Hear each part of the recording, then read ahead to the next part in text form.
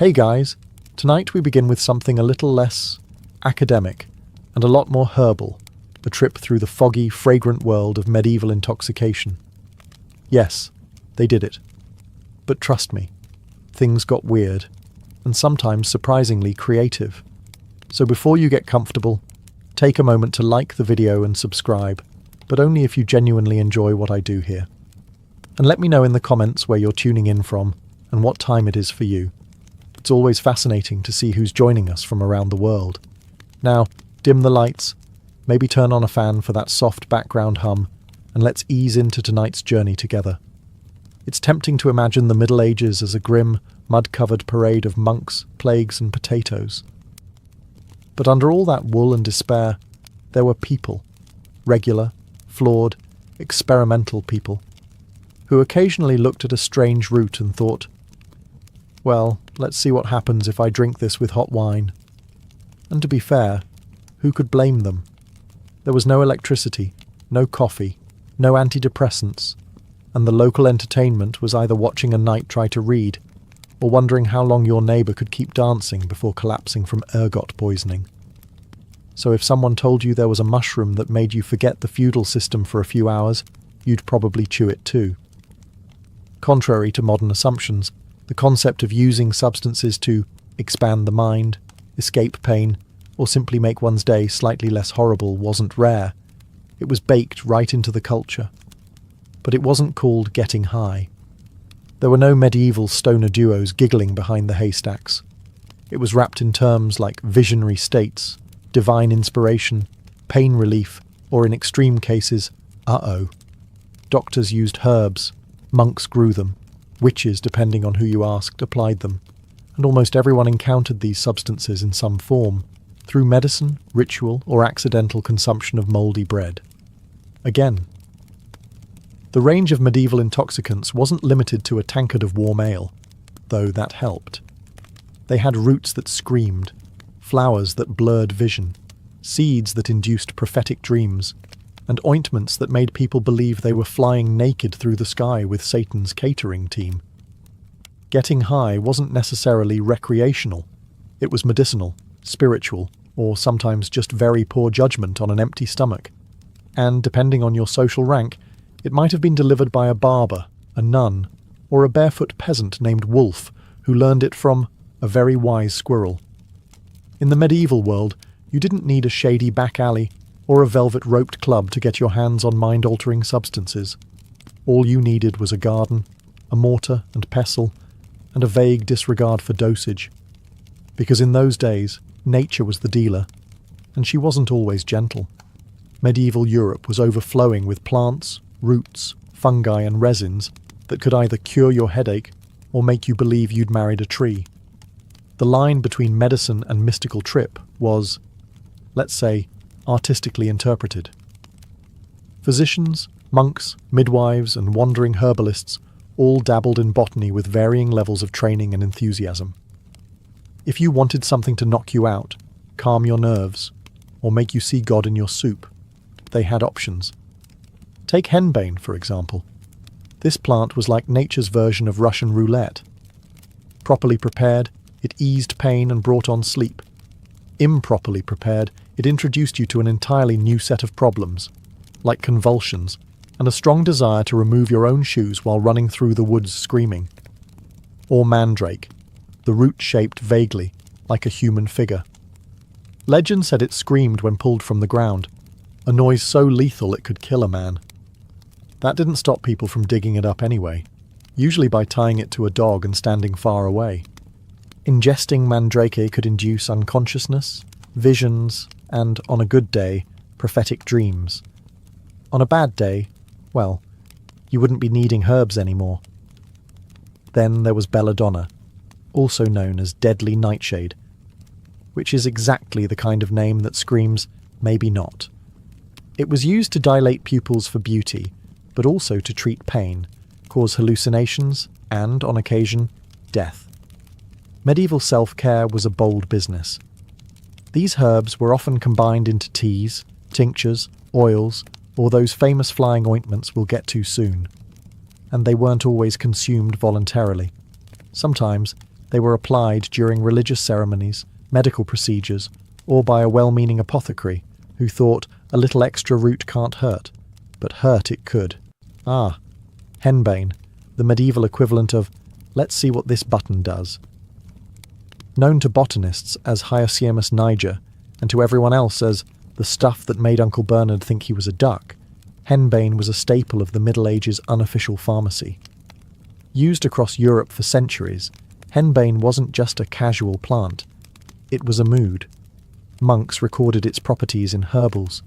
Physicians used it to dull pain. Witches used it to ride broomsticks through their imaginations. And peasants? Peasants mostly hoped not to eat it by accident. So, what exactly did henbane do? Well, that depends. In small doses, it acted as a sedative. It could ease toothaches, help with insomnia, and make childbirth slightly less traumatic.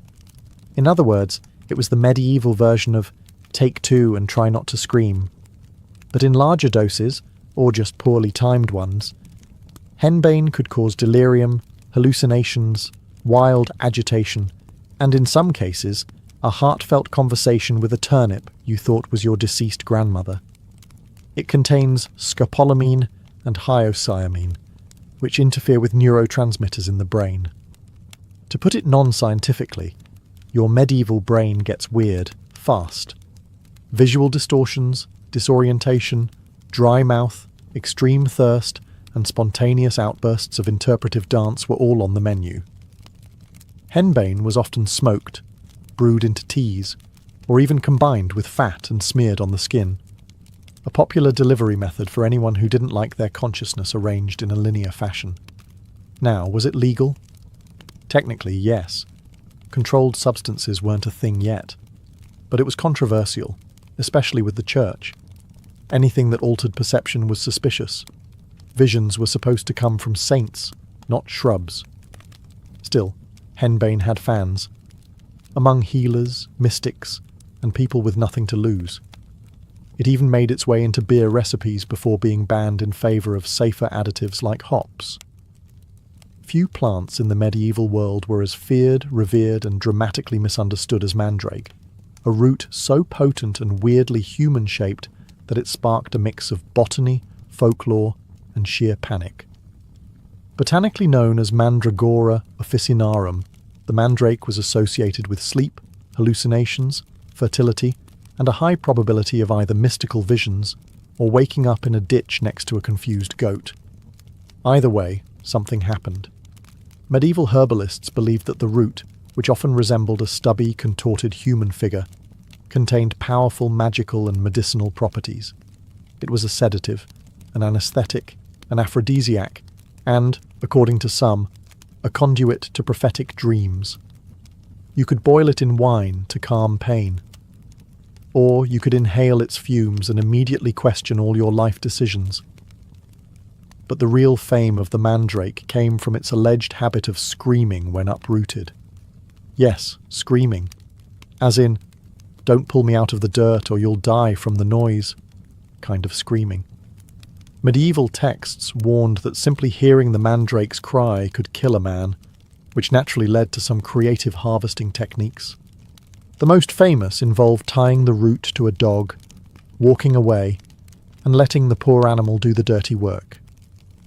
The assumption was that the dog would die instead of you, a plan that raises some ethical red flags, even by medieval standards. Once harvested, and the dog properly mourned, the mandrake could be dried, powdered, steeped, or worn as a charm. Some people even carried tiny mandrake figures in pouches, to ward off evil or promote fertility, because nothing says romance like a mummified root that sounds like it's seen things. The church, predictably, didn't love mandrakes. Anything that caused visions and wasn't tied to organised religion was treated as witchcraft adjacent. Still, monks recorded mandrake recipes in herbals with suspiciously detailed instructions. Used correctly, mandrake could dull pain before surgery, treat insomnia, and create trippy, vivid dreams. Used incorrectly, it could cause vomiting, unconsciousness, or your family staging an exorcism because you thought your soup was whispering. Let's say you're a medieval noblewoman hoping to attract attention at a feast. You could wear your best linen. You could braid flowers into your hair.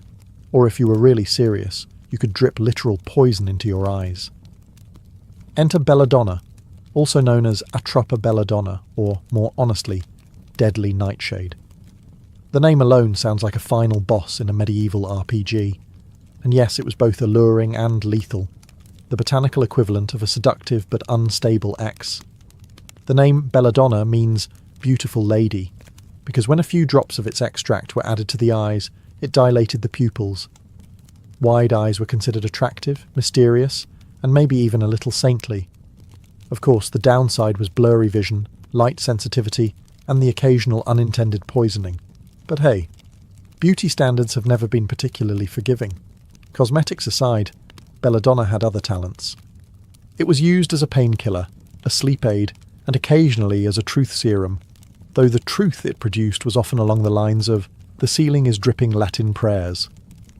The plant contains atropine and scopolamine, both of which mess with the nervous system in ways that range from mildly trippy to why is the wallpaper vibrating. It was a common ingredient in potions, flying ointments, and some very questionable medical procedures. Want to numb a patient before sawing off a limb? Belladonna. Want to simulate a death-like sleep for theatrical or suspicious purposes? Belladonna. Want to accidentally meet a few saints and possibly the devil in your dreams? You get the idea. And yet, despite its toxicity, Belladonna was part of the medieval medical toolkit. Physicians used it carefully, or recklessly, depending on how bad the plague was that week. And it shows up in herbals, recipes, and love charms across Europe. Before modern edibles came in discreet packaging and fruity flavours, medieval folks were already getting inventive, just not with chocolate. Instead, they relied on ointments, balms, tinctures, and potions. And let's be clear, the word ointment rarely inspires confidence, especially when it contains ingredients like belladonna, fat from a black cat, and a questionable amount of hemlock stirred counterclockwise under a full moon. Welcome to the world of medieval transdermal delivery systems, or, in plain English, rubbing weird paste on your skin and hoping for the best. These concoctions weren't made for a casual weekend buzz. Many were tied to rituals, folk medicine, and spiritual experiences. They could knock you out, send you into ecstatic trances, or, if misused, cause you to believe you were turning into a lizard. Application was often topical, which sounds safer, until you learn the preferred absorption points were the mucous membranes. Yes, those membranes. Cue the infamous flying ointments associated with witches, a lovely blend of henbane, mandrake, belladonna, and pig fat, often applied to, let's just say, intimate areas. The goal? A euphoric sensation of flying. The result? Either a transcendent astral journey, or waking up in a haystack with half your teeth and no memory of how you got there. Beyond the salves, medieval potions were often consumed in wine, broth, or some liquid that smelled like regret. Apothecaries loved mixing poppy extract with spiced wine, a combo strong enough to numb you during surgery or give you a front row seat to a divine revelation you didn't ask for. And let's not forget the elixirs sold by wandering quacks. These travelling pharmacists promised to cure everything from heartbreak to plague, often using recipes that could also dissolve a shoe. Did they work? Maybe. Or maybe they just made you forget what was wrong in the first place. The magic of these medieval edibles was that no one could quite predict the outcome. Would you sleep peacefully, commune with angels, or scream at the moon and swear eternal loyalty to a turnip? Only one way to find out. Let's talk about the broomstick, that iconic airborne companion of the medieval witch. It might seem quaint now, the stuff of fairy tales and Halloween costumes, but back then it came with an awkwardly scandalous backstory. Spoiler: the broomstick wasn't just for sweeping. The connection between witches and broomsticks actually has chemical roots, and no, not just mandrake. Historical records, especially those written by suspicious inquisitors, describe witches using flying ointments, thick, trance-inducing salves made from plants like henbane, belladonna, and datura. all of which are about as friendly as a drunk porcupine. But here's the kicker. These ointments weren't taken by mouth. Why? Because the ingredients were toxic, and stomachs are famously ungrateful. Instead, they were applied, topically. And by topically, we mean mucous membranes. And by mucous membranes, we mean, yes, exactly what you're thinking. Hence the broomstick. Or, as some sources delicately phrased it, a staff anointed for transportation. The handle was used as a vehicle for applying the ointment to areas with high absorption. Not exactly PG, but highly effective. Within minutes, users reported visions of flying through the night sky, attending feasts with the devil, or simply hovering above the village like the world's most confused drone. Of course, these were hallucinations. But in an age where medicine, magic, and mysticism shared a bunk bed, no one questioned it much. Inquisitors and theologians took note, of course, not because they were interested in pharmacology, but because they saw flying as evidence of consorting with demons, which is ironic, considering the hallucinations were chemically induced and deeply unreliable. But when has medieval justice ever needed evidence? While medieval Europe was busy applying poison to broomsticks and calling it air travel, something far more sophisticated was happening to the south and east, in the flourishing cities of the Islamic Golden Age. Enter hashish, the plant-based answer to existential dread and camel traffic. Derived from cannabis resin, hashish was widely used in regions like Persia, Egypt, and the Levant.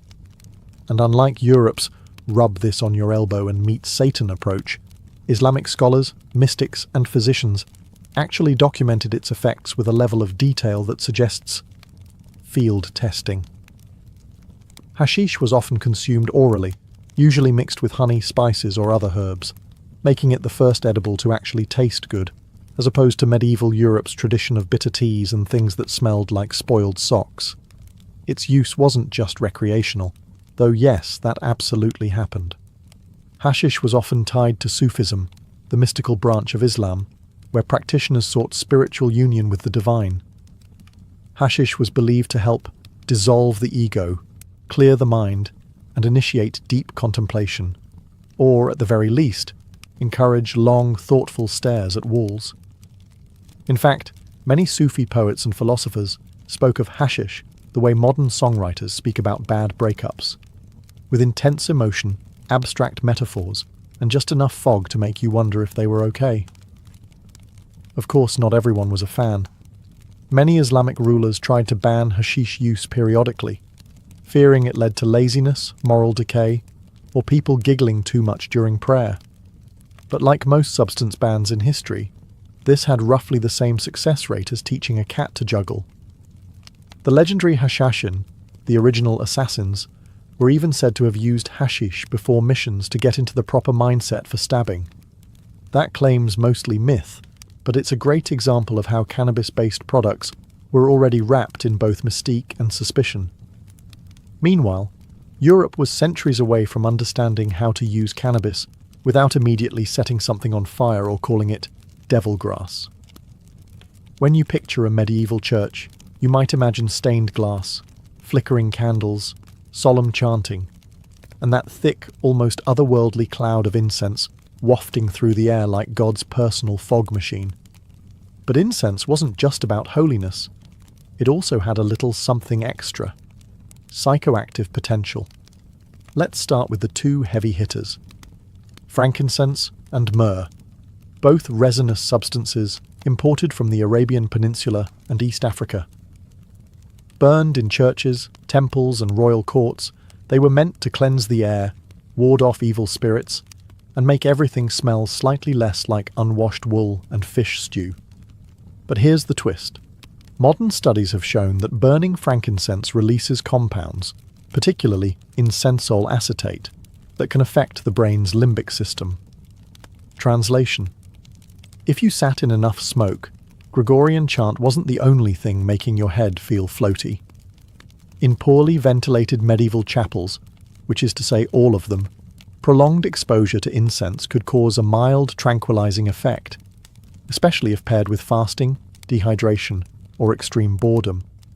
It wasn't uncommon for monks or devotees to report visions during long services, and while they often credited divine inspiration, it's possible some were just lightly buzzed from resin fumes. And if you think this was limited to Christian spaces, think again. Incense was a common fixture in mosques, synagogues, Buddhist temples, and even pre-Christian pagan rites. It transcended religion. Everyone loves a good vibe, apparently. Clerics insisted the incense helped lift the soul to heaven. Realistically, it may have just softened the edges of reality enough to make 5-hour sermons a bit more tolerable. Think of it as the medieval equivalent of putting on lo-fi beats and lighting a scented candle, but with more Latin and less chill.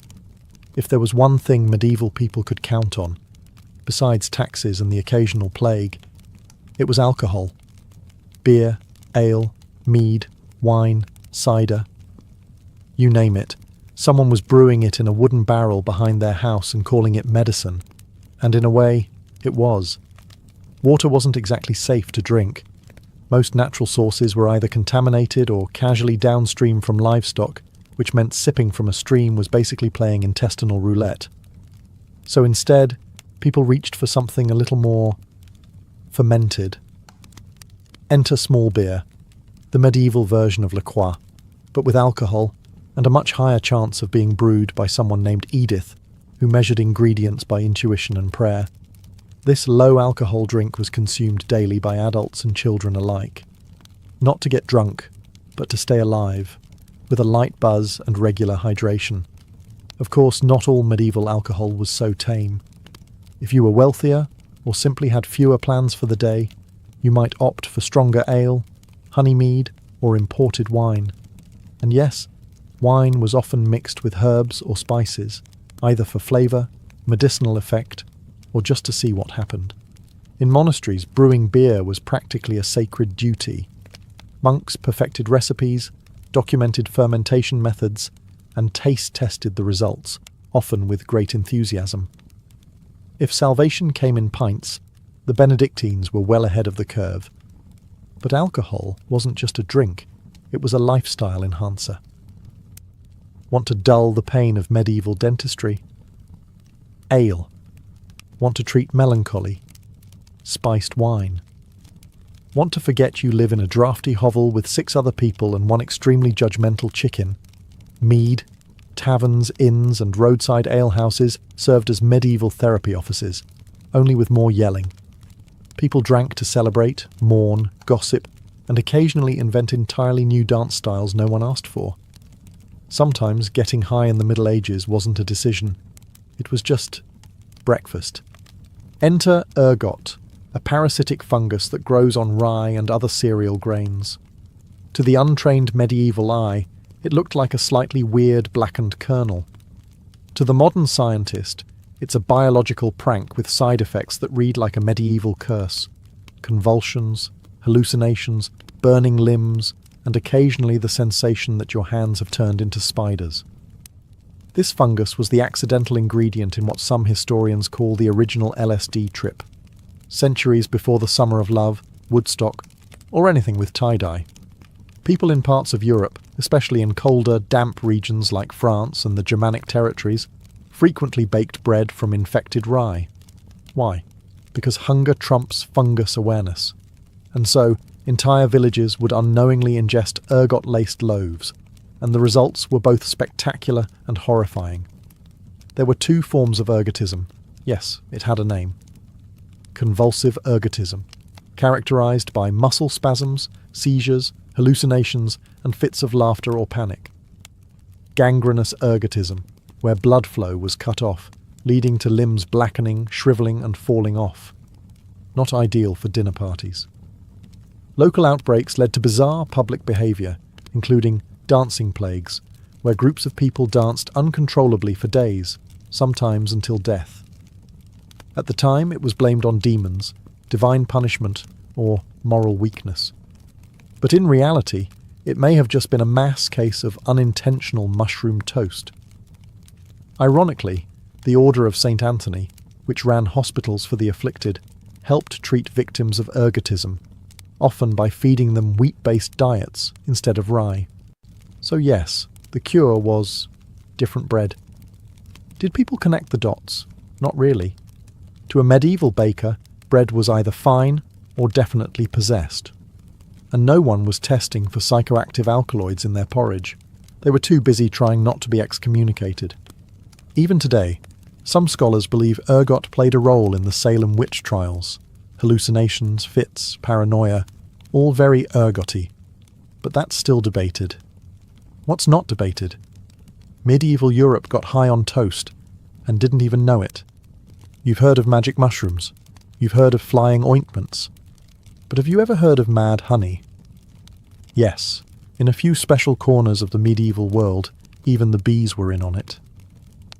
This wasn't your average grocery store honey, mind you. We're talking about a rare type produced in the mountainous Black Sea regions of Anatolia, modern-day Turkey, where bees feasted on rhododendron flowers, pretty pink blooms with a dark secret. They're laced with granotoxins, naturally occurring compounds that don't play nicely with the human nervous system. The result? Mad honey. A substance so potent it could bring on dizziness, hallucinations, vomiting, slowed heart rate, and spiritual visions, usually in that order. Consumed in small doses, it offered a mild buzz. In larger doses, it turned your day into a slow-motion opera starring your own eyebrows. This wasn't just a local curiosity, it was weaponized. According to ancient and medieval sources, invading armies were once deliberately poisoned with mad honey left behind in abandoned villages. Soldiers thought they'd scored free snacks. Instead, they ended up convulsing on the forest floor, realizing too late that bee puke is not to be trusted. Greek and Roman authors like Xenophon and Strabo wrote about these effects centuries earlier, but the use persisted well into the Middle Ages. Locals knew how to handle the stuff. A little on bread for a headache, a little in wine for visions, or none at all if you actually wanted to remember your own name by dusk. Mad honey became known as a remedy and a recreational substance, especially in mystical or folk healing traditions. Some users claimed it brought prophetic dreams, while others just woke up clutching a potato they believed was their uncle. Results varied, and yes, it was traded.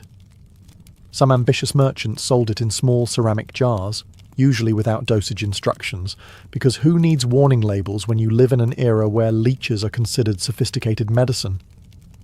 Not everyone in the Middle Ages was a priest, a noble, or a plague-ridden peasant.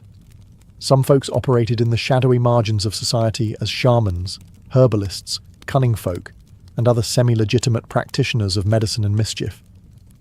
Think of them as medieval pharmacists with zero regulation and a deep personal relationship with moss. These were the people you visited when the local physician suggested bloodletting for your toothache. They had no degrees, but they had herbal knowledge passed down through generations, often learned by watching grandma treat boils with bark and dignity. And when it came to mind-altering substances, these folks were your go-to. They knew which plants to grind into paste, which roots to soak in wine, and how much of a given herb would make you dream of angels instead of accidentally join them. Whether you were looking to relieve pain, induce visions, curse your neighbour, or have an out-of-body experience during laundry, they had a remedy, or three. Many of these practitioners were women, midwives, wise women, and healers who were essential to their communities and deeply feared by authority figures. Not because they were cackling into cauldrons, but because they knew too much and didn't need Latin to explain it. Their remedies often included henbane, mandrake, belladonna, and poppy derivatives. They'd mix them with wine, fat, honey, or spit, not kidding, chant a few protective phrases, and send you on your way with something that could either heal you or make you passionately confess to crimes you never committed.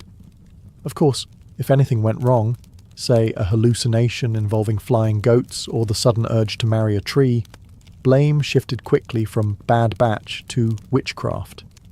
The church and local authorities kept one eye on these folk, and the other eye nervously twitching.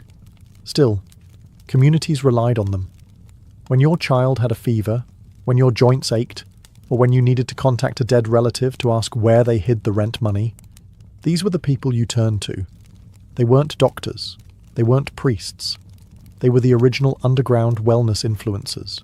So, after all the salves, brews, roots, ointments, incense, bees, and questionable bread, one big question remains. How did medieval people actually feel about getting high? The answer: conflicted. Deeply, hilariously conflicted. For some, especially healers and herbalists, mind-altering substances were a practical tool. If it dulled pain, slowed a fevered mind, or made childbirth 1% less horrifying, it was welcomed. This was medicine, not mischief. Sure, the patient might start reciting psalms backward or insisting the cat was speaking French, but if the swelling went down, success. Then there were the spiritual users, monks, mystics, and those dabbling in divine communication. For them, hallucinations weren't red flags. They were revelations. Visions were signs of sanctity, not symptoms. If you stared into the void and the void whispered back in Latin, you were on the fast track to sainthood, or at the very least, getting your own chapel mural. But intent mattered. Getting high by accident? Fine. Getting high to see Jesus? Acceptable. Getting high to flirt with a goat demon? Now we have a problem. That's where the church stepped in, branding certain substances and their users as suspicious at best, heretical at worst. Anything associated with loss of control, be it intoxication, trance, or inconvenient honesty, raised clerical eyebrows. Saints could have visions. Peasants, probably just possessed. Meanwhile, among the common folk, opinions were more relaxed. Your neighbour's sleeping potion may have doubled as a psychedelic nightcap. People used poppy wine for pain, hashish for calm, and henbane tea for dealing with the in-laws. It wasn't seen as mystical or rebellious. It was just part of the medicine chest, right next to the garlic and prayers. Ultimately, how the high was viewed came down to who you were, what you were using, and whether anyone tattled. In the medieval mind, altered states lived in a weird grey area, between miracle and misdemeanour, health and heresy, and in a world where demons, saints, plagues, and turnip famines all walked hand in hand. A little herbal escape now and then? Hardly the worst idea. In the ancient world, the sea wasn't a void to be crossed. It was the beating heart of empire. It carried grain, gold, messages, soldiers, and sometimes war. Whoever commanded the seas didn't just own the water. They dictated the fate of entire civilizations. Unlike land warfare, where terrain shaped battles, naval warfare was about control of flow, of trade, of communication, and of access. For seafaring empires like Athens, Carthage, and Egypt, naval supremacy wasn't optional. It was existential. Without fleets, cities were vulnerable to isolation, starvation, and siege. With fleets, they could blockade enemies, protect merchant convoys, and even land forces deep behind enemy lines. Take the Mediterranean as an example. It wasn't called the Middle Sea for nothing. This inland ocean connected 3 continents and countless cultures. To dominate it meant having a finger on the pulse of everything from Phoenician trade routes to Roman grain shipments. The sea could bring wealth as swiftly as it could deliver disaster. That's why ancient powers poured resources into naval infrastructure, harbours, shipyards, dry docks, and naval academies. For Athens, the navy became its lifeblood. Themistocles' vision of a trireme-powered military turned Athens into a thalassocracy, a sea-based empire. Its ships guarded grain routes from Egypt, levied tribute from allies, and crushed Persian ambitions at battles like Salamis.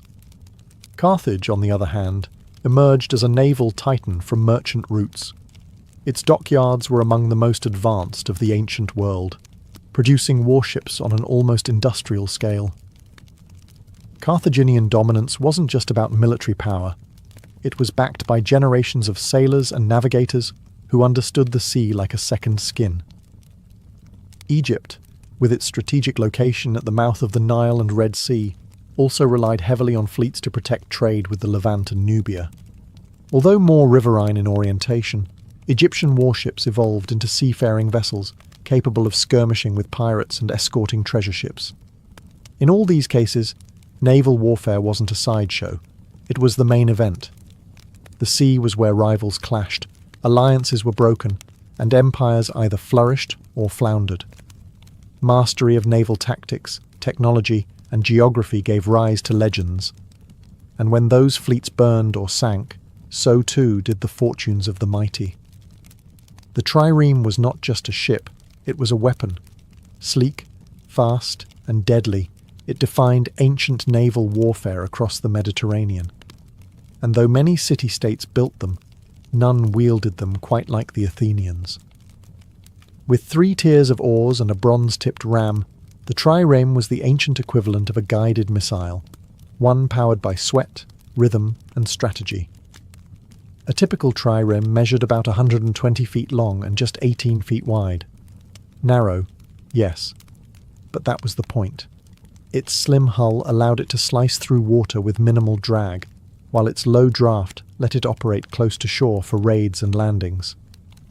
The name trireme comes from its 3 rows of oars, stacked vertically. These weren't random rowers either. Each was a trained seaman, knowing how to move in unison at speeds of up to 9 knots in battle. The trireme's most fearsome feature, the ram, a bronze-sheathed prow reinforced with oak, designed to smash into enemy hulls with devastating force.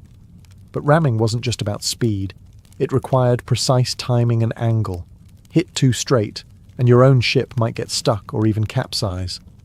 Skilled captains like those in the Athenian navy perfected the art of the diekplaus, a maneuver that involved slipping through enemy lines, turning quickly, and striking exposed flanks. Above deck, the trireme carried a small contingent of marines, usually around 10 to 20 heavily armed hoplites, and a few archers. Their role was to board enemy vessels or defend against boarding. But make no mistake, a trireme was not a floating fortress. It relied on agility, not armour. One wrong move, and you were kindling. What made the Athenian trireme fleet truly revolutionary wasn't just the ship itself, it was the system behind it. Funded by the Theorica, a public naval fund, Athens built and maintained hundreds of triremes. Citizens, even the poorest, served as rowers, creating a strange kind of democracy at sea. When Athens beat the Persian fleet at Salamis in 480 BCE, it wasn't aristocrats who rode to victory, it was the common people. Ancient naval combat wasn't a cannon-blasting slugfest. It was more like high-speed chess with the occasional street brawl. The primary goal? Disable or sink the enemy before they could do the same to you. And the main tool for that? Ramming. Ramming was the centerpiece of naval tactics in the trireme era. The goal was to pierce an enemy's hull below the waterline using the ship's bronze-tipped prow. A well-placed ram could send a vessel to the bottom in minutes. But it wasn't as simple as charge forward. Timing, angle, and coordination mattered immensely. Too sharp an approach, and you'd glance off. Too direct, and you might embed your ship in theirs, leaving both vessels vulnerable. To land a successful ram, fleets used complex maneuvers like the diekplaus and periplus. In a diekplaus, a ship would dart through gaps in the enemy line, then pivot to strike from behind. The periplus involved circling around the enemy formation to hit exposed flanks. These weren't brute force tactics. They were precision strikes, dependent on the rower's synchronization and the captain's foresight. But sometimes, things didn't go to plan. Rams missed. Ships locked together. Oars snapped. That's when Plan B came in. Boarding. Boarding turned the naval fight into a land-style melee. Once 2 ships collided or locked, Marines would leap aboard the enemy vessel with swords, spears, and shields. These weren't delicate affairs. Boarding was brutal, close-quarters combat, more like a gang brawl than an orderly phalanx. Archers and slingers added chaos from the upper decks, picking off anyone who showed too much helmet. Some fleets, like those of the Romans, eventually favoured boarding over ramming. They even built special devices like the corvus, a boarding plank with a spike that could hook onto enemy ships and turn sea battles into floating land fights. This tactic helped Rome defeat more experienced Carthaginian sailors during the First Punic War, because what Romans lacked in seamanship, they made up for in sheer infantry strength. Of course, this also meant naval battles became even bloodier and more chaotic. There was no retreat once boarding began. It was kill or be killed, on a deck slick with salt water, blood, and broken timbers. If ramming was the scalpel of ancient naval warfare, then fire was its sledgehammer. There was no more terrifying sight than a flaming ship bearing down on your fleet. Fire ships were the naval world's version of controlled chaos, a weapon so dangerous that it often threatened the attacker as much as the enemy.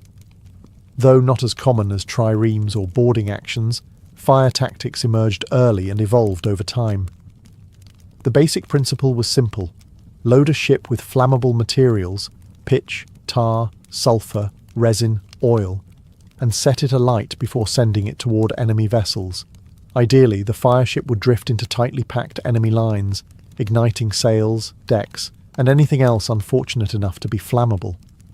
One of the earliest documented uses of fire ships comes from the Greco-Persian conflicts, where desperate defenders tried to repel naval invasions by hurling flaming rafts or boats toward enemy galleys.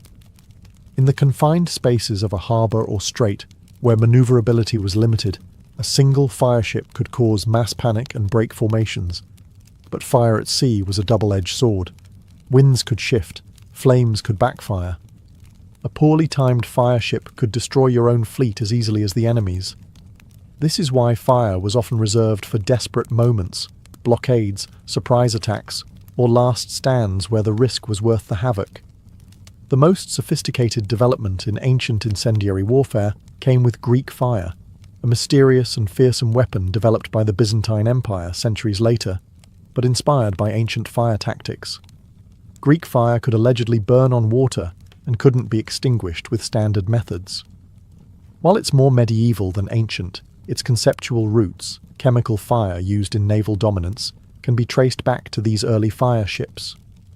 Egyptian and Phoenician fleets also used variations of fire-based weapons, particularly against pirate vessels and during sieges. For instance, coastal defenders might catapult fire pots or flaming arrows onto ships attempting to breach harbours. The psychological effect of fire at sea was unmatched. A ram could be blocked, a boarder could be repelled. But fire? Fire panicked crews, devoured wooden hulls, and spread faster than orders could be shouted. Even the most experienced sailors might abandon ship at the first whiff of pitch and smoke. In the 5th century BCE, Athens transformed itself from a landlocked city-state into a dominant naval superpower, and it all started with silver. When a massive silver vein was discovered in the mines of Laurium Themistocles, an ambitious Athenian politician convinced his fellow citizens not to divide the wealth, but to invest it. His plan? Build a fleet of triremes. Lots of them. That decision changed history. With over 200 warships at its peak, the Athenian navy became the backbone of what we now call the Athenian Empire. The city's power was no longer rooted in hoplite infantry or stone walls. It sailed on wood, sweat, and strategy. The victory at Salamis in 480 BCE, where Themistocles' fleet trapped and annihilated the Persian navy in narrow straits, is still one of the most decisive sea battles of the ancient world. That win didn't just save Athens, it positioned it as the protector and soon ruler of the Aegean. Under the Delian League, Athens began extracting tribute from allied city-states, supposedly for mutual naval defence. In practice, this tribute was often used to fund Athens' own interests, from shipbuilding to public architecture. The navy allowed Athens to enforce loyalty, suppress rebellions, and project its power far beyond its borders. But it wasn't just about military might. The fleet democratized Athens. The poorest citizens, who couldn't afford armor or land to fight as hoplites, became essential rowers in the triremes. Their contribution gave them political clout, transforming the Athenian assembly and empowering the lower classes. Sea power became people power. However, this dominance came at a price. Athens's over-reliance on its navy and its coercive treatment of allies sowed resentment. During the Peloponnesian War, Sparta, historically a land-based power, built its own fleet with Persian money and eventually crushed the Athenian navy at Aegospotami in 405 BCE. With its fleet gone, Athens was starved into surrender. Still, the legacy of Athenian naval power endured. It showed that a city-state with limited land could become an imperial force through mastery of the sea. It also proved that ships could be political tools just as much as weapons. If Athens ruled the Aegean, Carthage dominated the western Mediterranean. Founded by Phoenician settlers around 800 BCE in what is now Tunisia, Carthage built its power not on conquest alone, but on trade, seafaring, and unmatched naval innovation. By the 4th century BCE, Carthage wasn't just a wealthy city. It was the nerve centre of a sprawling maritime network that stretched from Spain to Sicily and North Africa to Sardinia. Carthaginian power was made possible by its fleet.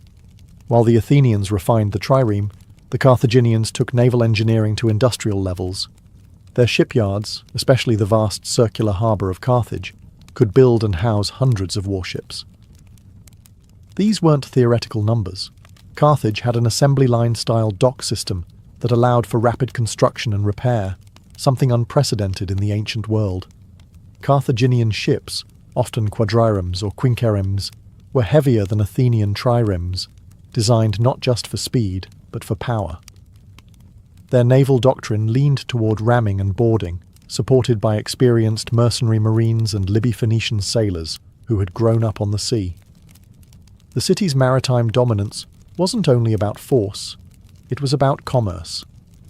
Carthaginian merchants navigated the Atlantic coasts of Europe and Africa, traded tin and silver, and brought back exotic goods.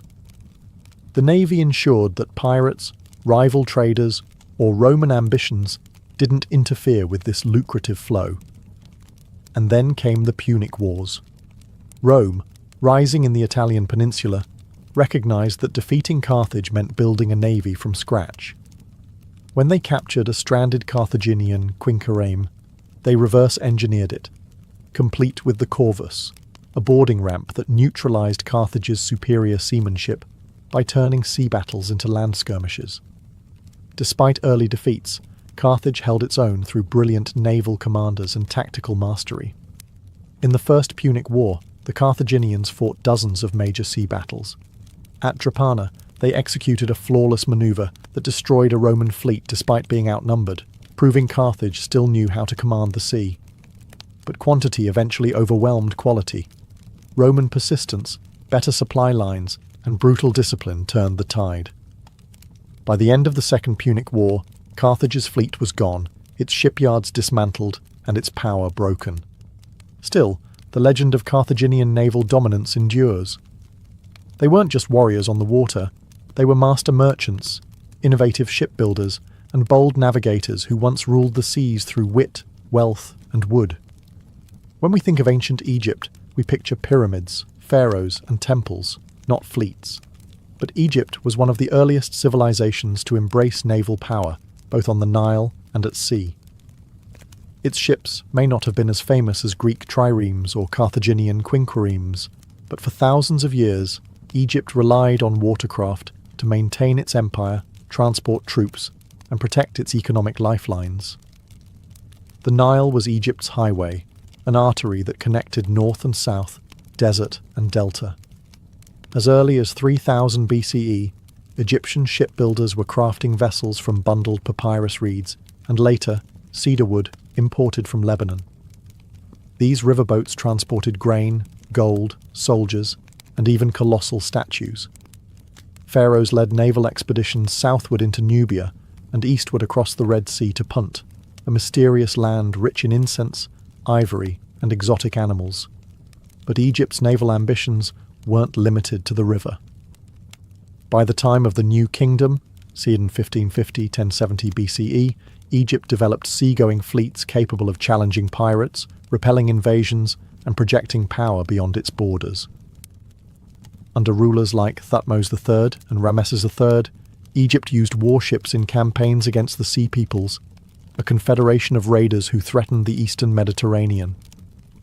These battles, recorded in vivid reliefs at Medinet Habu, show Egyptian archers firing from ships and marines engaging in brutal close combat aboard narrow wooden decks. Unlike the oared triremes of Greece, Egyptian seafaring ships were broad, sail-driven vessels with limited maneuverability.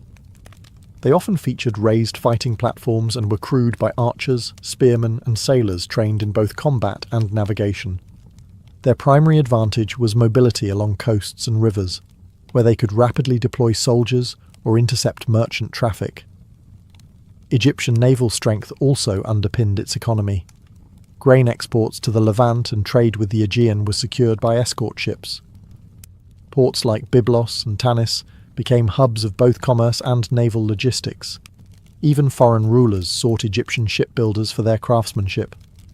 In time, Egypt's naval power waned under successive waves of foreign rule: Libyans, Assyrians, Persians, and eventually Greeks and Romans.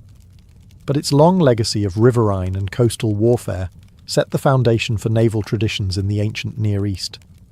Egypt's ships may not have ruled the open sea, but they ruled the rhythm of empire, sailing where the Nile flowed, where the winds allowed, and where power demanded.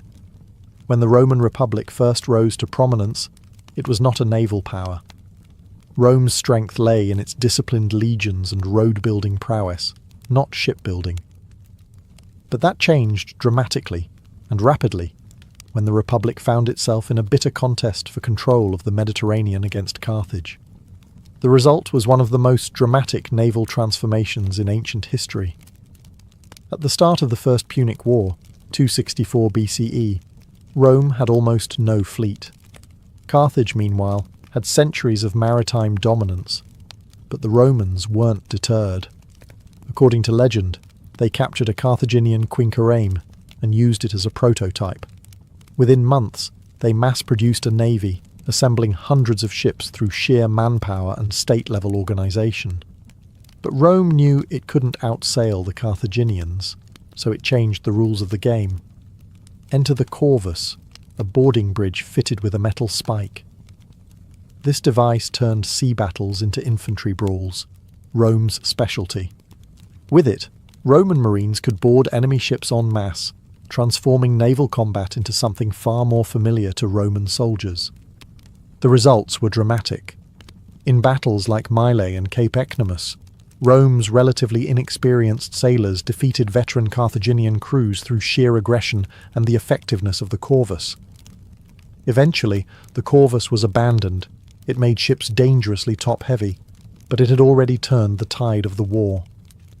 By the Second Punic War, Rome's naval infrastructure had matured.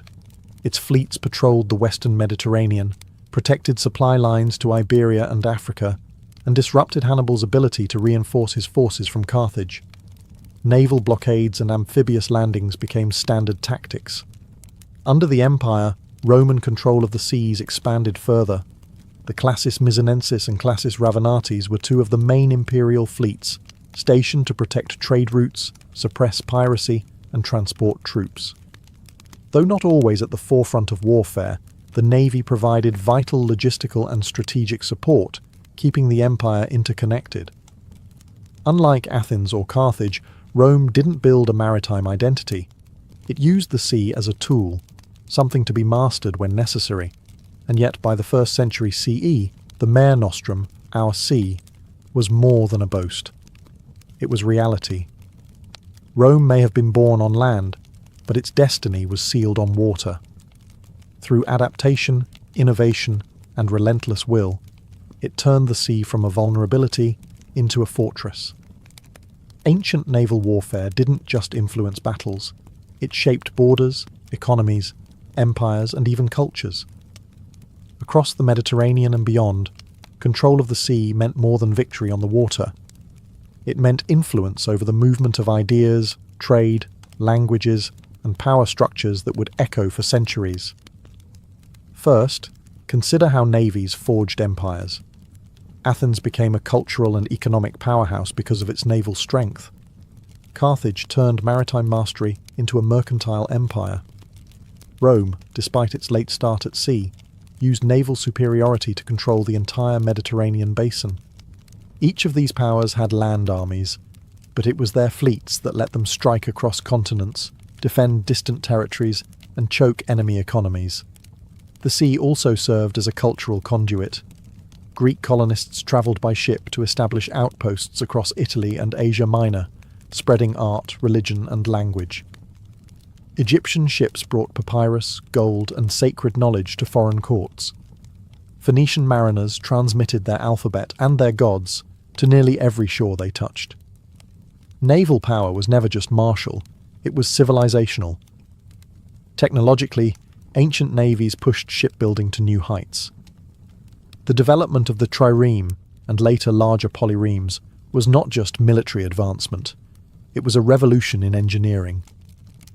Harbours became logistical hubs. Navigation techniques improved. Standardized ship designs laid the groundwork for maritime architecture still visible in later Byzantine and Islamic navies. Even economic systems evolved because of navies. Protected sea routes allowed for stable trade across vast distances, enabling luxury goods like silks, spices, wine, and tin to move between far-flung cultures. Cities with strong fleets like Alexandria or Rhodes became wealthy cosmopolitan centres. Where fleets thrived, so did markets, artists, scholars, and revolutionaries.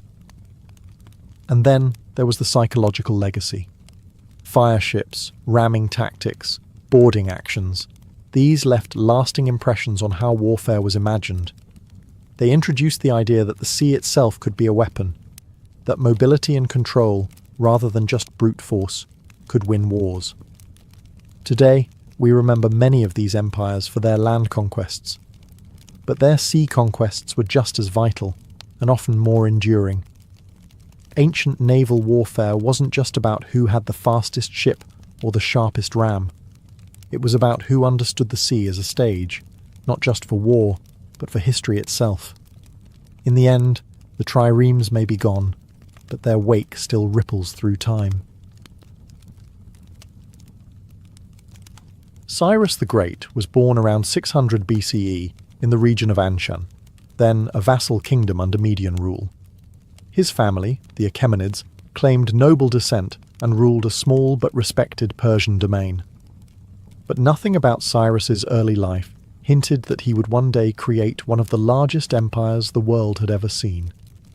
And yet, from the very beginning, legend surrounded him. Greek historian Herodotus gives us one of the most dramatic origin stories in ancient biography.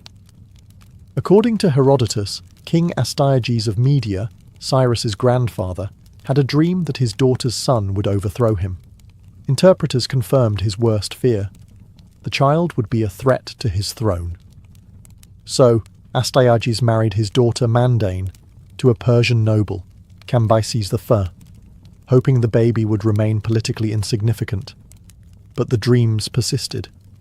When Cyrus was born, Astyages took no chances.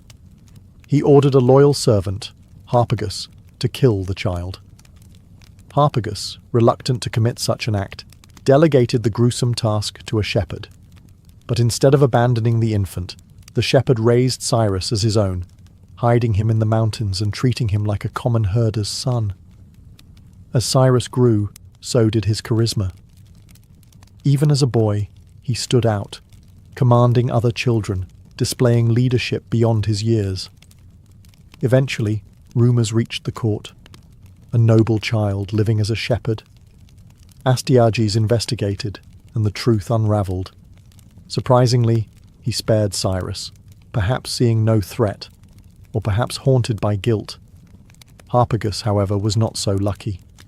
In a grim punishment, Astyages killed Harpagus's son and served him as a meal at court. Meanwhile, Cyrus was sent back to Persia to live under his father Cambyses's care, now recognised openly as a prince of noble blood. What the Median king didn't know was that he had just ensured his own downfall, for Cyrus's time among shepherds and nobles alike gave him a unique understanding of people, both the powerful and the humble. Whether Herodotus's version is fact or fable, the story captures the aura that would always surround Cyrus. From near death in infancy to destiny-defying survival, his early life planted the seeds of greatness. He would not only challenge Astyages, but redefine kingship itself. By the mid-6th century BCE, Cyrus was no longer just a Persian prince. He was a calculating and ambitious leader poised to challenge the regional status quo. At that time, the Median Empire, ruled by King Astyages, still held sway over Persia. But the balance of power was shifting, and Cyrus was ready to tip the scales. The catalyst was betrayal. According to multiple sources, including Herodotus and the Babylonian Chronicle, the Median general Harpagus, the very man ordered years earlier to kill baby Cyrus, had never forgotten the cruel fate of his son. Now, years later, he was in a position to act. Secretly, he sent messages to Cyrus, encouraging him to rise up and promising support from within the Median ranks. It was the beginning of a revolt that would shake the ancient world. Around 553 BCE, Cyrus officially rebelled. Persia, once a subordinate kingdom, now declared independence and war. What followed was not a single decisive battle, but a series of prolonged campaigns. Over 3 years, Cyrus's forces pushed deeper into Median territory, drawing support from disaffected nobles and regional allies. His reputation grew not just for military competence, but for restraint. He often spared the lives of surrendered enemies, earning both fear and admiration. Meanwhile, Astyages' court was unravelling. Loyalty eroded. When the final confrontation came around 550 BCE, it wasn't the Medes who triumphed. It was Cyrus. Astyages was betrayed by his own army, and the once mighty Median Empire crumbled almost overnight. Cyrus entered Ecbatana, the Median capital, not as a barbarian conqueror but as a new kind of ruler. He respected local traditions, preserved Median administrative structures, and incorporated many Medes into his growing government. This policy of inclusion would become a hallmark of his rule. With Media under his control, Cyrus unified the Iranian plateau. But this wasn't the end, it was the beginning. By overthrowing the Medes, he not only liberated Persia from vassalage, but also inherited their empire. He now ruled lands stretching from modern-day Iran to parts of Central Asia. Fresh from his triumph over the Medes, Cyrus the Great turned his gaze westward, toward the fabulously wealthy kingdom of Lydia, ruled by the legendary Croesus. Croesus was no ordinary king.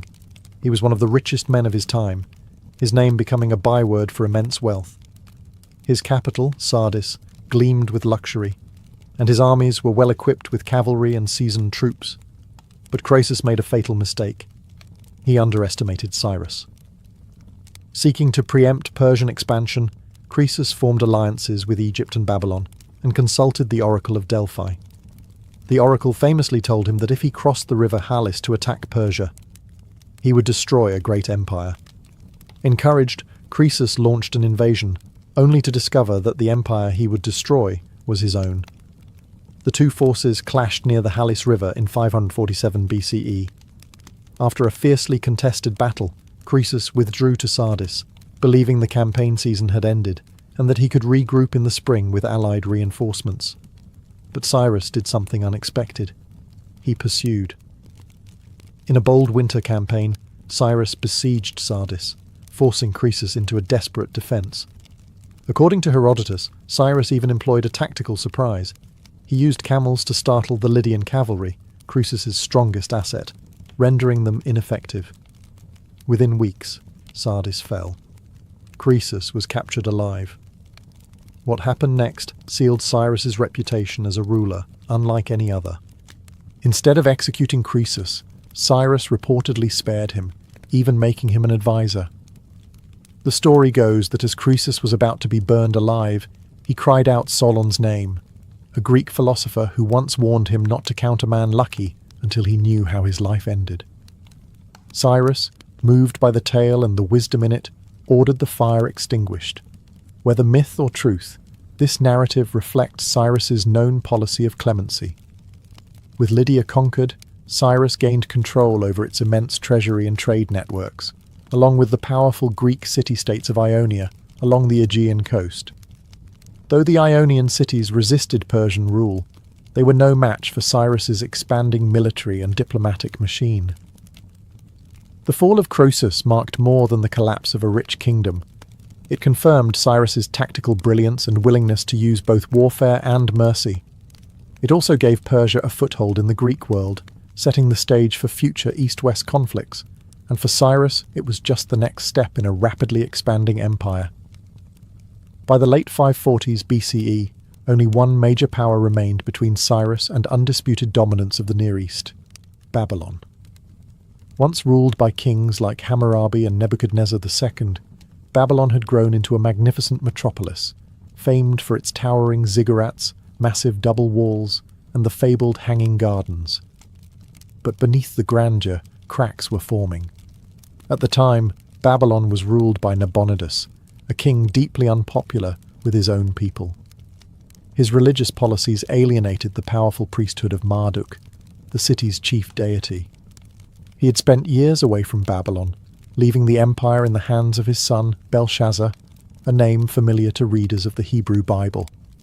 Discontent was growing. Cyrus sensed opportunity.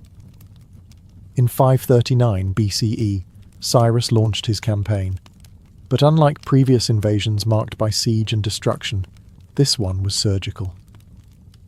Cyrus's forces defeated Babylonian troops at Opis, a key city on the Tigris. There, they won not only with military power, but with propaganda. The Persians promised to liberate the people from the misrule of Nabonidus, presenting Cyrus as a restorer of divine order. The most astonishing part? When Cyrus entered Babylon, he did so without a fight. According to the Nabonidus Chronicle and later Greek sources, the city gates were opened to him, perhaps through political negotiation, perhaps due to internal betrayal.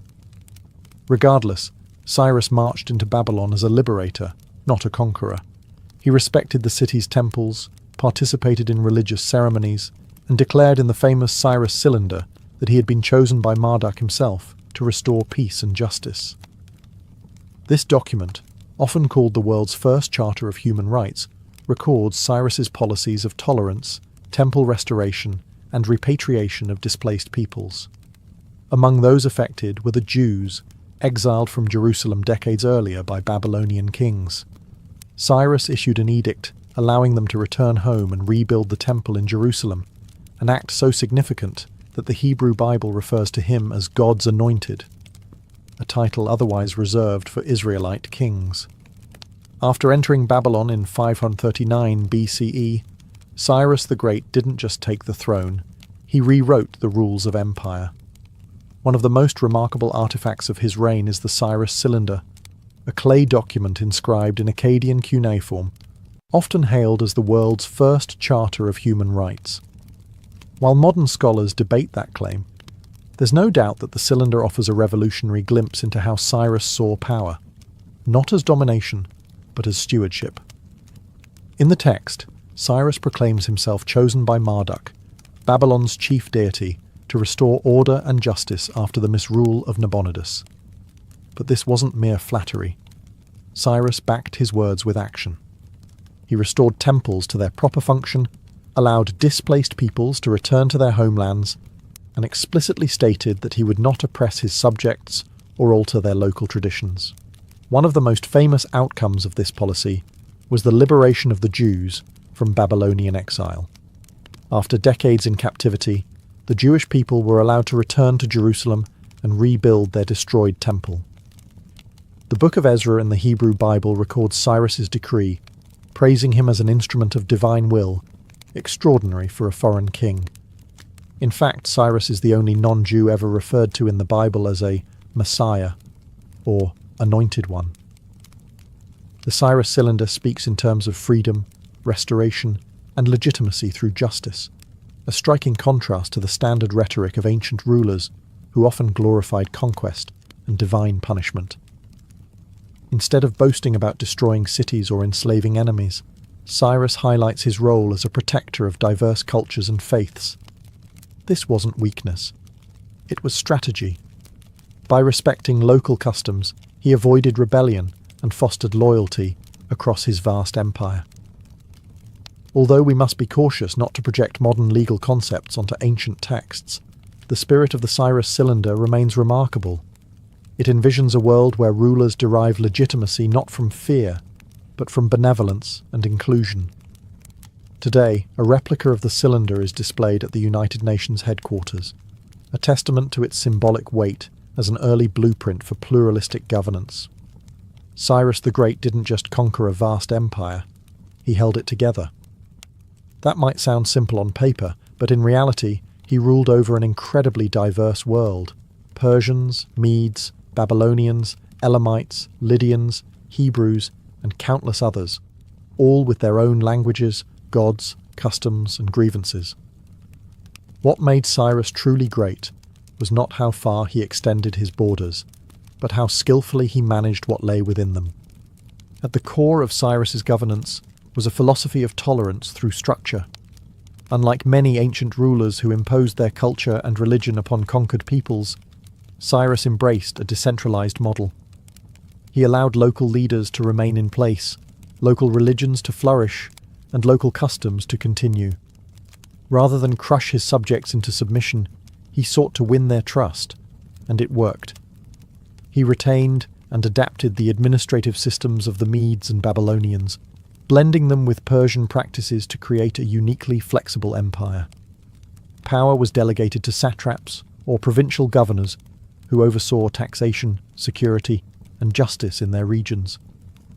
These officials were typically chosen from local elites, but remained accountable to Cyrus's central authority. This system became the foundation of Achaemenid rule for generations.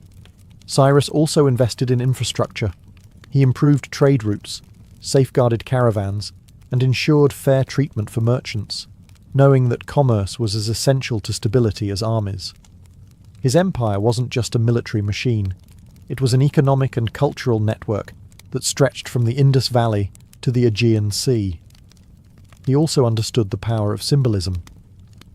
In each city he conquered, Cyrus made gestures of respect, restoring temples, participating in religious ceremonies, and preserving local institutions.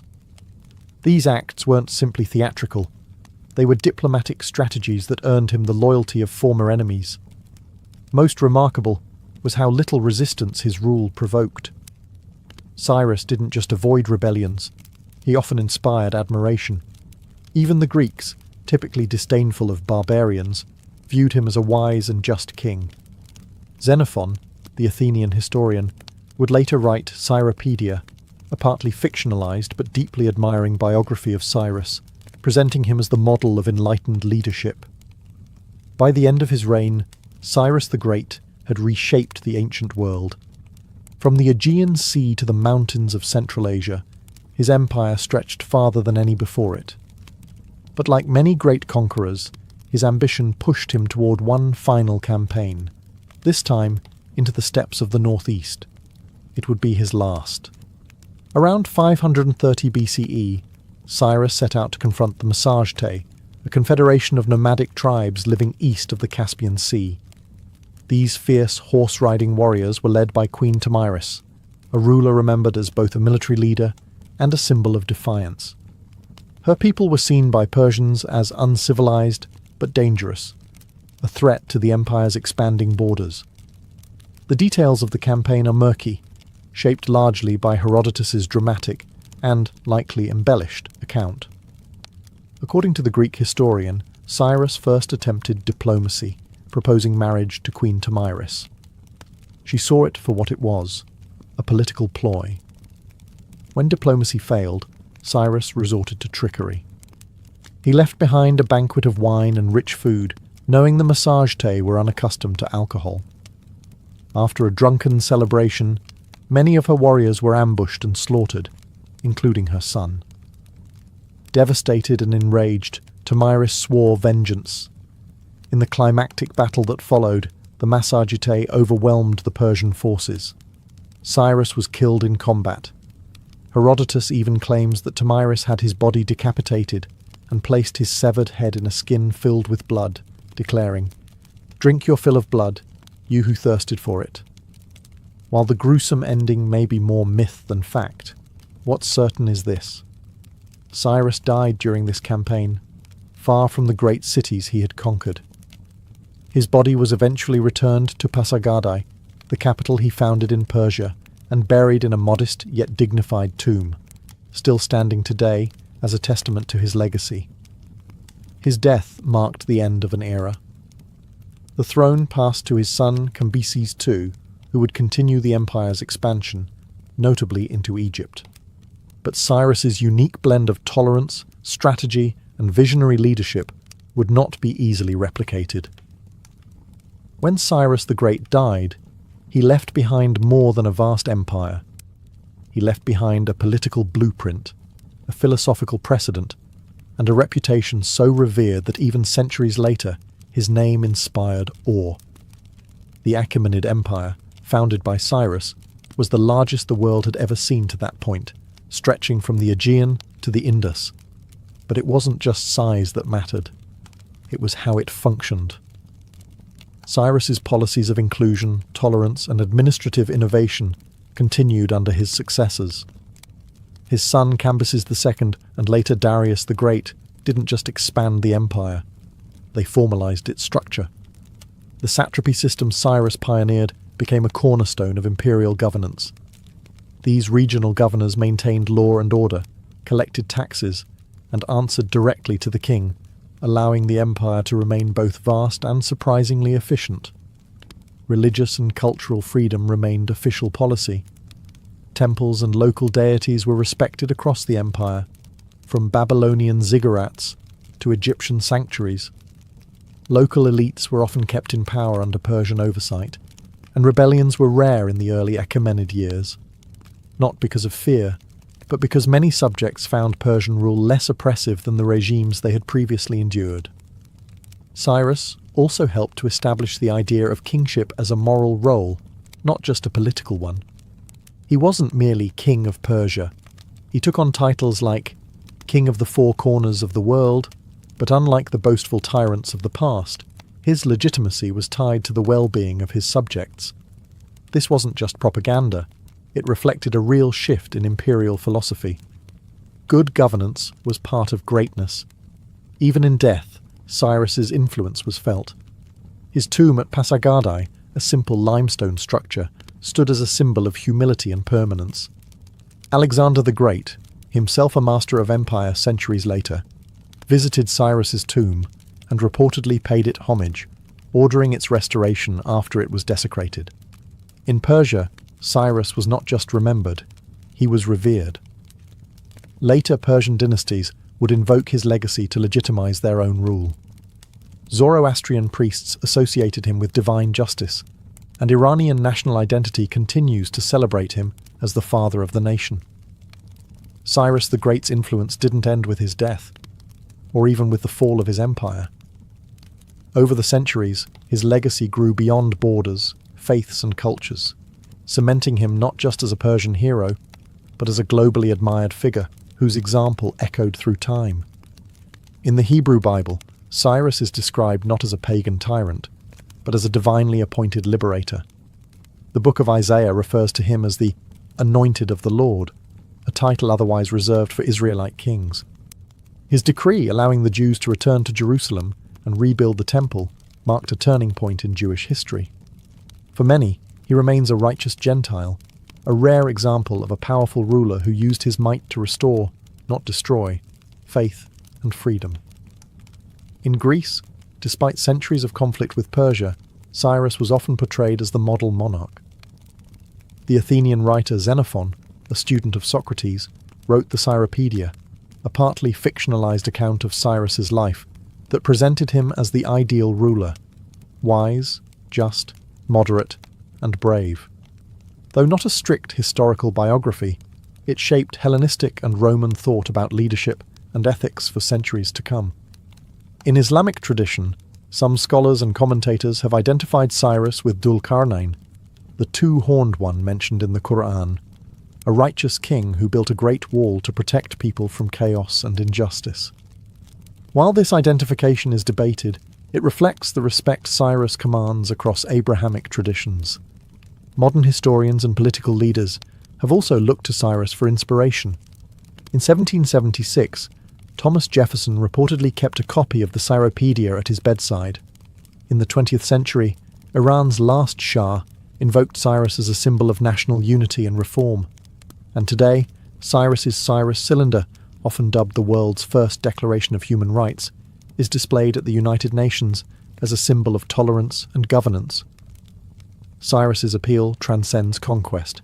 He's remembered not for cruelty or empire building alone, but for his rare ability to wield power with justice. He showed that an empire didn't have to crush difference to maintain control, and that rulers could win loyalty through respect, not fear. More than 2 millennia later, Cyrus the Great remains a paradox. A conqueror celebrated for his compassion, a king praised by those he conquered. Few figures in history command such wide admiration, and fewer still deserve it as much. In the blistering sun of the Nile Valley, the ancient Egyptians made a bold choice. Many of them shaved their heads. But this wasn't a practical decision alone. It was a symbol, a statement, a clean canvas, and upon that canvas they placed some of the most elaborate wigs the ancient world ever saw. Wigs in ancient Egypt weren't just fashionable. They were essential markers of identity, status, and purity. Men and women of high rank didn't just wear them, they flaunted them. These weren't simple accessories either. They could be made of real human hair, imported horsehair, or finely woven plant fibers. Wealthy elites often commissioned wigs with multiple layers, intricate braiding, gold beads, and even perfumed cones placed atop them. Wax-based scents that would melt slowly in the sun, covering them in luxury. For women, hairstyles were tied to femininity, fertility, and power. A noblewoman's wig might be adorned with floral decorations, colourful bands, or precious metal clasps. A priestess might wear hers in tight symmetrical rows, echoing the divine order of the gods. For men, especially those in service to Pharaoh, a thick, stylized wig reflected not just wealth, but closeness to the divine hierarchy. Children, however, had their own style. Many wore the sidelock of youth, a shaved head with one ornate braid left dangling, a symbol of childhood that would be cut off during adulthood or religious rites of passage. And then there were the bald priests. In sharp contrast to the extravagance of court wigs, priests were required to shave their entire bodies, including their heads, to maintain ritual purity. In public ceremonies, though, even they might wear ceremonial wigs, symbolizing their spiritual roles more than their individual identity. What's more fascinating is how wigs even served after death. Mummies were often buried with wigs in place, ensuring their status and beauty carried into the afterlife. Hair, in other words, wasn't just vanity. It was an eternal identity. If you picture a Viking, you likely imagine wild beards and braided hair, an image forged from equal parts archaeology, Norse sagas, and Hollywood. But there's a surprising truth in that vision. Viking hairstyles were far from random. In fact, hair was a powerful symbol in Norse society, of identity, masculinity, clan loyalty, and even seduction. Both Viking men and women took their hair seriously. In a world where physical appearance projected strength and honour, long hair wasn't a vanity, it was a statement. Men often grew their hair long and styled it meticulously. Braids, top knots, and half-shaved heads weren't just stylish, they were intimidating. A warrior walking into battle with braided locks and a thick beard wasn't just practical, keeping hair out of the eyes. He was broadcasting his readiness to fight and his resistance to fear. For Viking women, hair could be just as symbolic. Long, well-groomed hair was a marker of femininity and high status. Women often braided their hair in complex patterns, sometimes using ribbons or beads woven into the strands. A married woman might wear her hair wrapped or partially covered to signal her marital status, similar to how wedding rings work today. Some burial sites in Scandinavia even include combs, hairpins, and grooming tools, suggesting daily care and pride in appearance were important to both sexes. There was also a fascinating legal angle. In Viking law codes, hair played a role in justice. Cutting off someone's hair without permission was considered a grave insult. one that could lead to revenge, legal retribution, or full-blown blood feuds. That's because hair represented honor. To disgrace a warrior by chopping his locks was to attack his social standing itself. And then there's mythology. The Norse gods themselves had iconic hair. Thor with his flaming red beard. Loki's transformation tricks often involved changes in hair or shape. And of course, the goddess Sif, whose golden hair was so legendary that when Loki cut it off as a prank, he had to beg the dwarves to forge a magical replacement from real gold. Hair wasn't just mortal identity, it was divine currency. The Romans knew a thing or two about control, and that extended to their hairstyles. In a world where politics, class, and gender were all tightly regulated, hair became one of the subtlest yet most powerful tools of social navigation. Especially in elite circles, your locks could literally declare your allegiance, your values, and your ambition. Let's start with Roman men. In the early Republic, the ideal Roman citizen was clean-cut, conservative, and practical. Hair was short, tidy, and well-groomed. Anything longer than that was considered suspect, effeminate, foreign, or lazy. A short haircut and a clean-shaven face weren't just fashion choices. They were civic statements. They said, "I'm disciplined. I serve the state. I'm Roman." But as the empire progressed, things got fluffier. Emperors like Nero and Commodus let their curls grow out in flamboyant styles that mimicked Greek philosophers or even divine statues. Some sported what we now call the Roman topknot, a raised section of curled or piled hair at the front, sculpted to suggest intellect, youth, or refinement. These weren't accidents. They were carefully crafted public images. Hair became propaganda. For Roman women, the stakes were even higher. Hairstyles became almost architectural. The famous Flavian Tower style, a literal mountain of curls and braids pinned above the head, was a high-status look made possible only by slave labour, hot irons, and hours of work. The more elaborate the hairdo, the wealthier the woman, because it meant she had the leisure time and servants to maintain it. Hair could also show political loyalty. Empresses often debuted new styles in statues and coinage, which were then copied by upper-class women across the empire. Wearing a hairdo like the empress wasn't just flattery, it was allegiance. Meanwhile, enslaved people were often forced to keep their hair short or plain, denying them this form of expression entirely. Soldiers likewise wore practical cuts, reinforcing unity and function over flair. And then there were the rebels.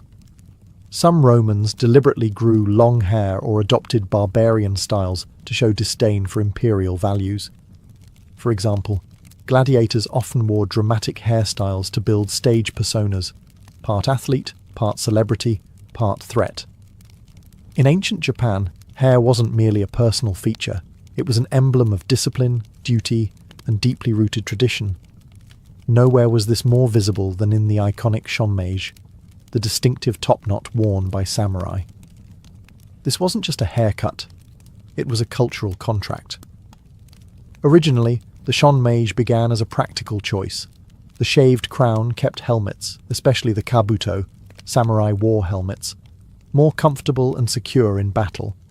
But over time, as peace settled in during the Edo period, the style became less about combat and more about identity. The topknot became a rigid symbol of warrior status, honor, and submission to Bushido, the way of the warrior. Cutting it off wasn't just a haircut, it was symbolic death.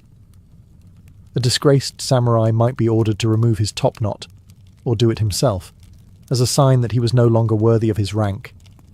In extreme cases, the cutting of the topknot preceded seppuku, the ritual suicide performed to atone for shame. The hair of Japanese women also conveyed powerful social messages. During the Heian period, 794–1185, noble women grew their hair extraordinarily long, sometimes longer than their bodies, and allowed it to cascade straight down their backs in a style known as subarakashi. This wasn't just beauty, it was elegance, patience, and status. Maintaining such length required immense care, time, and wealth, traits exclusive to the aristocracy. Later, during the Edo period, women's hairstyles became increasingly ornate and stylized. Styles like the shimada, a kind of coiled bun, were adorned with pins, combs and decorations, each one coded with meaning. Certain styles indicated marital status, age, or even profession. Courtesans and geishas, for example, used dazzling and elaborate hairstyles not only to attract clients, but to signal their training stage and experience level. Hair could also be a form of rebellion. During certain shogunate rules, laws were passed restricting hairstyles based on class. Violating those codes, even by letting your hair grow the wrong way, could draw suspicion or punishment. And yet, artists, actors, and even ronin, masterless samurai, often bent the rules to make bold statements about identity and resistance. In ancient Japan, hair was bound, literally and figuratively, by duty, devotion, and drama. Whether in the silent dignity of a samurai or the elegant swirl atop a geisha's head, coiffures were acts of storytelling, honor, and deep cultural memory. Across ancient Africa, hair wasn't just a personal style, it was a language. From the intricate cornrows of the Sahel to the towering coils of the Himba, hairstyles served as identity cards, spiritual expressions, and even survival tools. Long before colonial disruption, African hair culture was a rich tapestry of symbolism, craftsmanship, and resistance. Let's begin in ancient Egypt's southern neighbour, Nubia. Nubian communities, often unfairly eclipsed in mainstream history, developed stylized braids and twists that communicated status, age, and clan. Nubian queens like Amanitore and Amanishakheto wore complex braided wigs and headpieces that rivaled even Egyptian royalty, asserting their power and beauty in bold, unmistakable terms. Further west, in what is now Nigeria, the Yoruba and Igbo peoples were already treating hair as an artistic medium. Intricate styles weren't just for show, they were carefully planned, with certain patterns reserved for brides, warriors, or spiritual initiates. Hairdressers were highly respected, almost priest-like in their roles. To entrust someone with your hair was to trust them with your essence.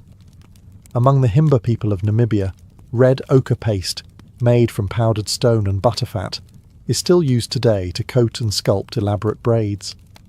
These ochre styles don't just protect hair from the desert climate, they signify everything from puberty to marital status. For Himba women, hair is literally shaped by the seasons of life. But perhaps the most fascinating aspect of African hair history lies in how it encoded resistance. During the transatlantic slave trade, enslaved Africans used hairstyles as silent forms of rebellion and remembrance. Cornrows weren't just practical, they were maps. Some patterns symbolized escape routes or safe meeting points.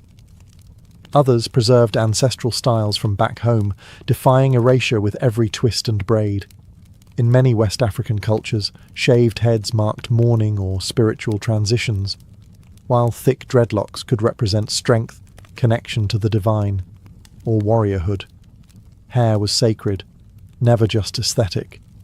Colonialism would later stigmatize these hairstyles, pushing Eurocentric ideals of beauty. But the ancient roots of African hair culture were never fully erased. They lived on in memory, in hands, in braids passed from mother to daughter, and are now being reclaimed around the world. In ancient Greece, where marble statues and epics shaped the Western imagination, hair wasn't just a matter of personal grooming. It was a public performance of virtue, intellect, and civilization. From the tight curls of Athenian youths to the flowing locks of philosophers, hair helped define who you were in the eyes of both the gods and your fellow citizens. Let's start with the men. Early on, Greek men often wore long hair, tied back with ribbons or bands. Homeric heroes like Achilles and Odysseus are described in epic verse as having flowing or shining hair, symbolizing vitality, nobility, and divine favor. In these early periods, long hair was masculine and heroic, but by the classical era, things had changed. A well-groomed, moderately short haircut became the new ideal for Athenian men. The beard, however, stayed. It was the combo of choice for philosophers, statesmen, and teachers: Socrates, Plato, and Aristotle. All bearded. The beard was associated with wisdom and maturity, while the clean forehead and exposed face conveyed openness and reason. A long beard without long, wild hair suggested intellect over impulse, logic over emotion. In contrast, slaves and foreigners were sometimes forced to shave their heads as a mark of submission or inferiority. So, in a strange twist, having hair, at least the right kind, was a political privilege. Women's hair, on the other hand, was deeply tied to domestic virtue. In public, respectable women were expected to wear their hair up and covered, braided or coiled into buns. Hair hanging loose was often reserved for specific rituals, particularly mourning or ecstatic religious practices like the Dionysian cults, where unbound hair symbolized a break from order and social norms. Girls wore their hair down until puberty, after which their first braid was often cut and dedicated to Artemis as part of a coming-of-age ritual. This act symbolized both the end of childhood and the beginning of societal responsibility. Greek goddesses also had signature hair.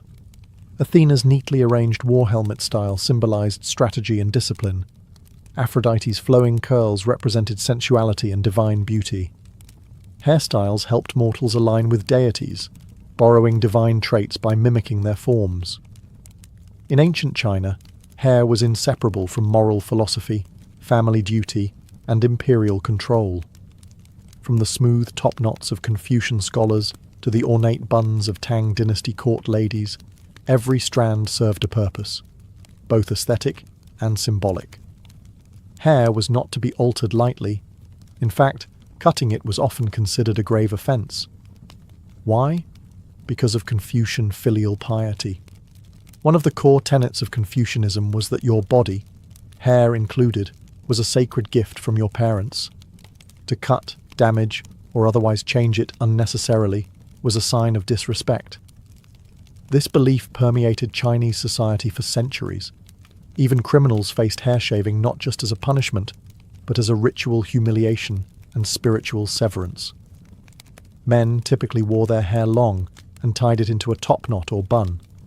Scholars, poets, and officials would often pair this with long robes and caps, signifying wisdom, composure, and loyalty to order. To see a man with loose or unkempt hair in public was deeply unsettling. It implied madness, mourning, or rebellion. For women, hairstyles were highly age and status dependent.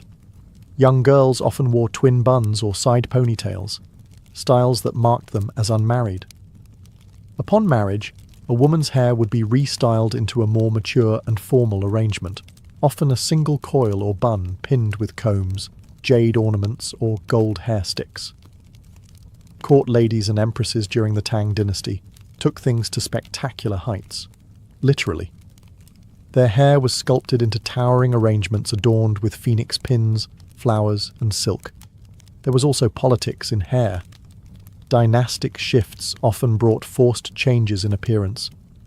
When the Manchu-led Qing dynasty conquered Ming China, they enforced the Q hairstyle, the front of the head shaved, with the rest braided into a long pigtail. This style was a hated symbol of submission to foreign rule. Many Han Chinese resisted, choosing death over what they saw as a betrayal of cultural identity. In contrast, Taoist monks shaved their heads entirely to reject worldly attachments. Buddhist monks did the same, demonstrating their detachment from the material realm and their embrace of impermanence. In ancient India, hair wasn't just a physical feature. It was sacred. It intertwined with ritual purity, caste identity, and spiritual symbolism, becoming a powerful medium of both devotion and social control. From the twisted dreadlocks of sages to the shaved heads of pilgrims, hair in Indian culture told complex stories of belief, discipline, and transformation. Let's begin with the sadhus, wandering holy men who renounced worldly life. Their hair was never cut, combed, or constrained. Instead, they let it grow into thick, matted dreadlocks called jata. These locks symbolized their spiritual power and detachment from material concerns. The longer and wilder the hair, the more potent the message. This person had transcended vanity, family, and even identity. Sadhus emulated Lord Shiva, the god of destruction and meditation, whose own jata was said to hold back the mighty Ganges river. For others, however, shaved heads were the height of sanctity. In Hindu traditions, pilgrims often shaved their heads before visiting sacred sites, offering their hair as a symbol of surrender and purification. Children's first haircuts, mundan, were key rites of passage, believed to cleanse bad karma from previous lives. Mourning rituals also required close male relatives to shave their heads, symbolizing humility and detachment from worldly attachments. Hair also communicated caste and marital status. Upper caste men traditionally kept a single tuft of hair at the crown, the shika, after shaving the rest of the head. This top knot wasn't random. It marked them as twice born, part of the priestly or scholarly class, and obligated to perform sacred rites. Cutting the shika without cause was akin to social death. Women's hairstyles were equally symbolic.